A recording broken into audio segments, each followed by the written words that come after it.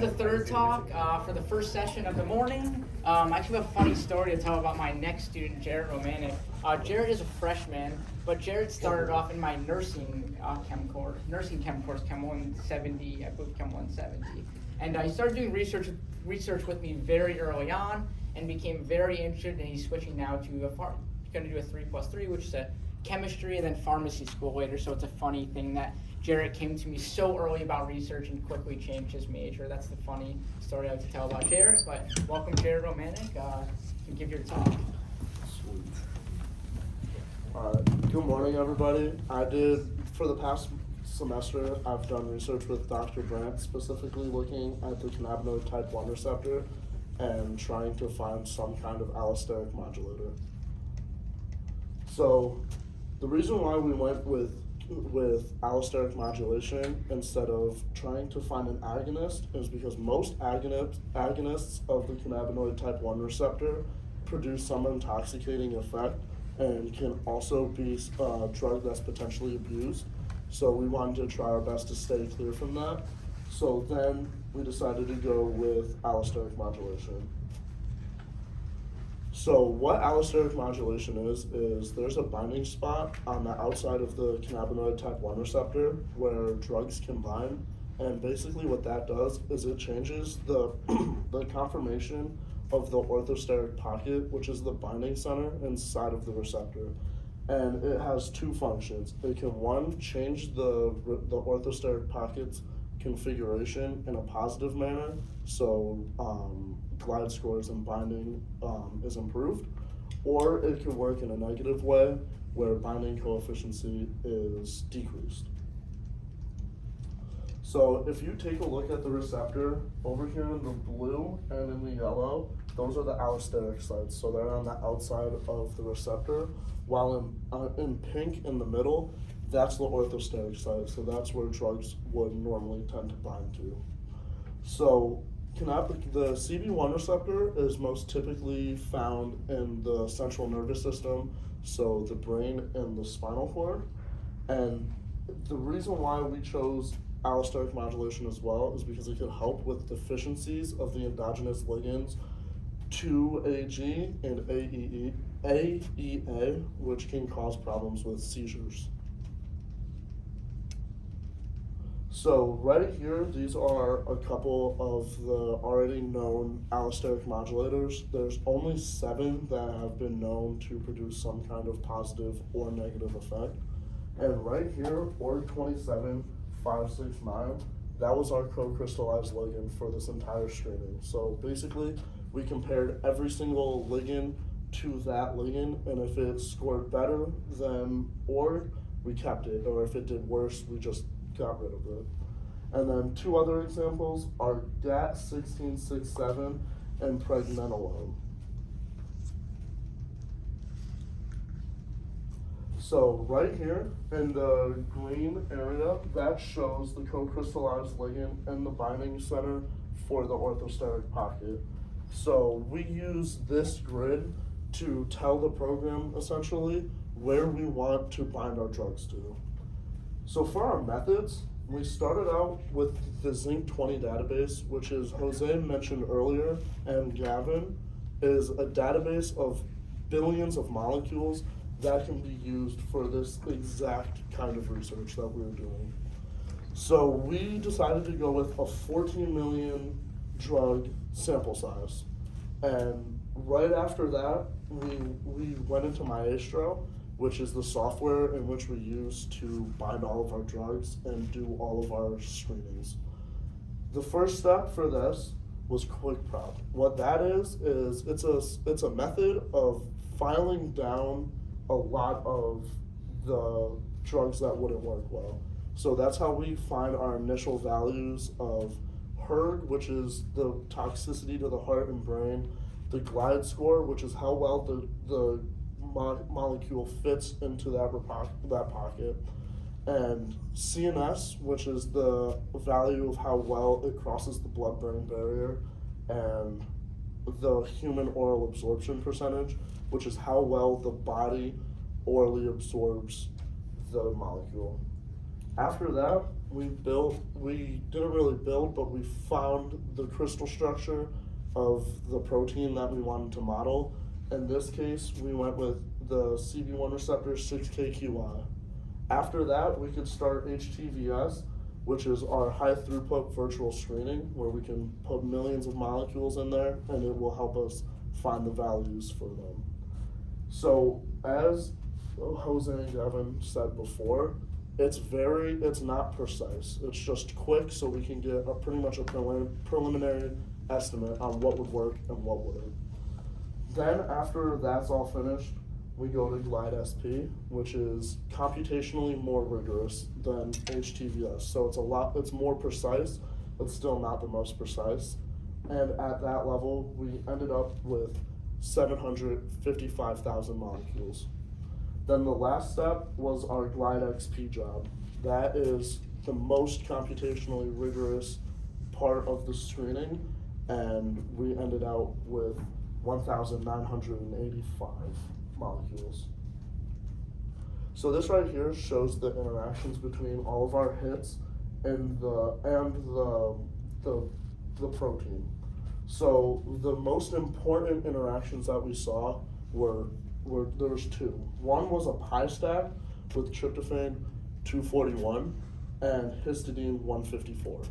The next important one was hydrogen bonds with histidine 154 and arginine 230. So we next had to group all of our molecules into clusters. These clusters are based on the similarity of their scaffolds. And if you take a look here, you would see why it's really necessary. These first 5 compounds are all pretty much the exact same, except they have different groups. So their binding affinities and some of their values, like hERG, Glide, everything I've mentioned previously, would be relatively similar. So what we did is we went through all of our clusters to find what would work the best. We ended up with 134 unique scaffolds of drugs that could be ran at cell lines to see how well they activate the receptor and how well they bind. So right here we have some of our best hits. If you take a look at our docking scores, they're much lower than those of Jose and Gavin's. This is because where the allosteric pocket is, there's only about half of the receptors, so they don't have helices going all around them, so they can't form as many interactions with the molecules. Our screening parameters were hERGs of negative 5.5 or more negative, or less negative, because over that it could be potentially harmful to someone's brain and heart. Our docking score value was around a 6, and our CNS value was anything over 0. We found, I think, 30 of those molecules out of the nearly 2,000 that would actually cross the blood-brain barrier. So our future research would pretty much be to do in vitro cell screenings, where we would have these molecules go to a cell line and test how well they actually interact with the receptor, because everything we've done thus far has been solely computationally based, so there is some room for error, and some things that we previously thought would work in actual practice might not actually work. So I'd like to give a big thank you for Dr. Brandt to give us our road path and give us help when we run into problems, and Jose and Gavin for also helping out throughout the way.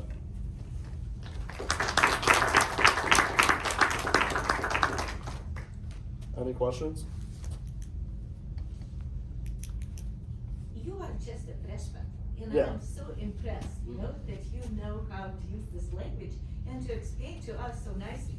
This is teamwork, but I just want to ask you, how long it took for you to get these tools to work for you and to understand what you are doing?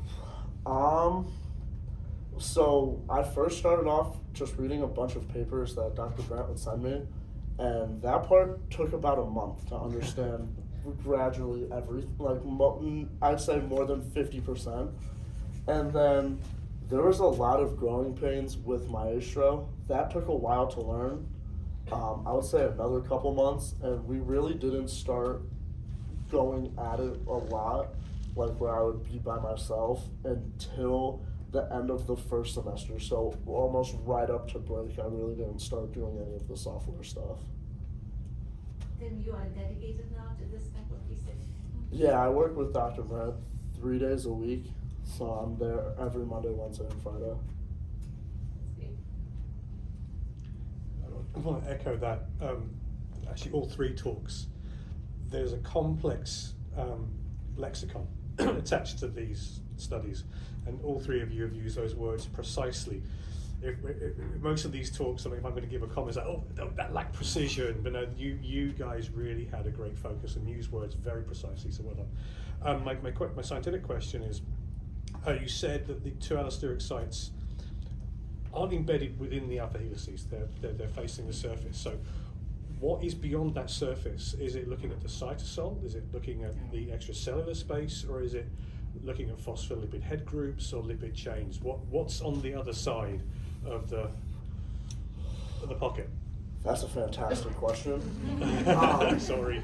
No, good. I'll see you in 4 years in pharmacology. I'm going to be completely honest with you. My best guess would be the outside of the the outside of the cell. Is that right? Yeah. Complete shot in the dark there. But the cannabinoid site is more embedded, so that's more in lipid facing. Yeah. Yeah. But these have access points. These are, so if you think about the plasma membrane, it's kind of in Yeah. the middle. The orthosteric site is more outside of the cell. The allosteric site in the bottom is more towards the inside of the cell. Yeah. So intracellular messages can Yeah, continue on the intracellular side. messages, yeah.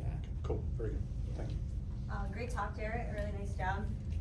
You mentioned one thing that I found really interesting that you started with. You narrowed down to almost 2,000 molecules, but then all but 30 of them may be excluded because they can't cross the blood-brain barrier, which might be important for some of the treatments you're looking at. So my question is there properties of these compounds that would prevent them from doing so? Did you find any similarities in all the compounds that were excluded, or the opposite of that? Did you find something in common with the ones that weren't that kind of would indicate why they would successfully cross the blood-brain barrier? So a lot of the bigger molecules, they seem to not work well. So they would have typically negative CNS values, and they would typically have to have higher hERG values with lower Ligand scores. So we would see those, and it would be almost certain that they would not work through the quick prop. But we found our preliminary values that pretty much anything over 300, a molecular weight of 350 about, would not work. So it was a very tight window of weight. Yeah, so it seems like perhaps size is the biggest exclusionary factor. Yeah. Kevin had said a little bit about how his research fits into his plans for medical school, and say, his research plans in terms of PhD in biochem. And I know you're interested in pharmacy, but can you say a little bit about how this research might impact what type of pharmacist you want to be? So I want to go mainly into pharmaceutical research, and drug discovery. So I'd pretty much just be continuing what I've already done, hopefully, if I can find some kind of job like that. We can find you one of those. You said the next step would be in vitro? Yes. When do you think you will start this? And what is the plan? Whenever we have money to buy the compounds. So not the most precise answer, but whenever there's a grant available to us that we'd be able to purchase our compounds. Is there any way to have some collaborative work with Pfizer or other companies around? The person that I collaborate with is my PhD post-supervisor in Canada. He'll probably run some of the cell lines, but Andy says he wants to get them here. So we're trying to figure this out right We now. have high-throughput robots in my lab that we could We screen have thousands full robotics that can do a lot of of this compounds stuff. robotically here. Oh, wow. Functionally, not we just need a cell binding line. assays, functional assays. Yeah, we just need a cell line. Yeah. And that would be good to have more students Yeah. to collaborate Yeah. and to work. students from different institutions to make. I mean, ideally, it'd be nice to keep it all here. That'd be cool. We keep the patent that way. We keep the patent. Thank you very much, everyone. Thank you. This section is